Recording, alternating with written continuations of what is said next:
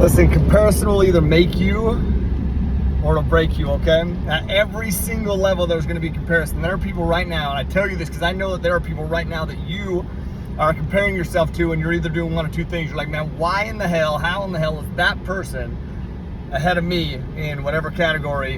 Because I know what I bring to the table. How do people not see that, right? You're going through it, I'm going through it, everybody goes through it, no matter what level you're at, because there's always people that are at a different level than you're at. But listen, here's the difference, right?